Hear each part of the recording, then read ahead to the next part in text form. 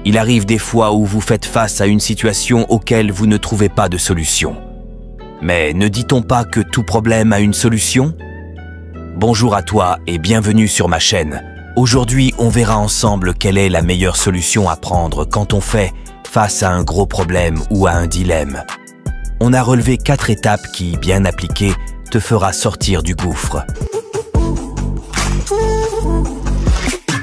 En premier lieu, vous devez réfléchir à la source du problème. Cela me fait penser à un dicton qui dit « Sans racines, l'arbre meurt ». Ici, le but c'est de trouver l'origine du problème et c'est très important. Comment je me suis retrouvé dans cette situation?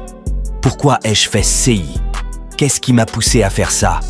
Ça pourra être le stress, la solitude, la pauvreté, la richesse, l'amour ou même une personne. Donc isolez-vous. Adoptez une position qui ne vous fera pas dormir. Fermez les yeux et réfléchissez calmement à la source de votre problème. En second lieu, vous devez comprendre pourquoi est-ce important pour vous de résoudre ce problème. Quelle est la raison profonde? Ici, il est impératif de connaître l'ampleur du problème afin d'en mesurer les conséquences. Répondez simplement à ces questions. Est-ce que mon problème est grave? Que va-t-il m'arriver si je n'arrive pas à le résoudre? Quelles conséquences aura ce problème sur les autres si je ne le résous pas? Si vous arrivez à répondre à ces 3 questions, vous ressentirez de la peur. Celle de ne pas trouver une solution à votre problème. Et je vous comprends. Mais c'est précisément à cette étape que vous devez rester positif et vous questionner sur quels seront les bienfaits pour moi et ma famille de ne plus avoir à réfléchir sur ce problème? Quelle sera ma vie sans ce problème? Là, vous vous projetez dans le futur et vous visualisez tous les bienfaits.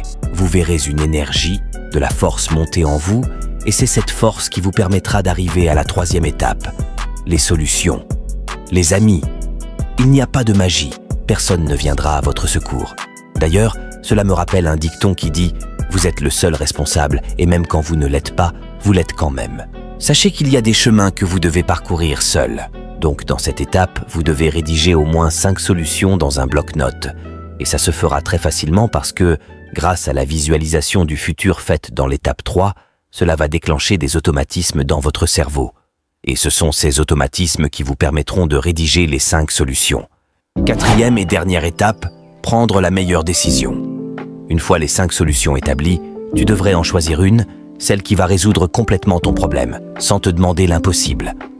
Par ailleurs, il existe une autre solution qui consiste à diviser votre gros problème en un lot de petits problèmes que vous allez résoudre par degré d'importance. Par exemple, si vous avez une jambe cassée, il faut d'abord atténuer la douleur avant de l'opérer. Fuir ces problèmes, ce n'est pas la solution. À très bientôt.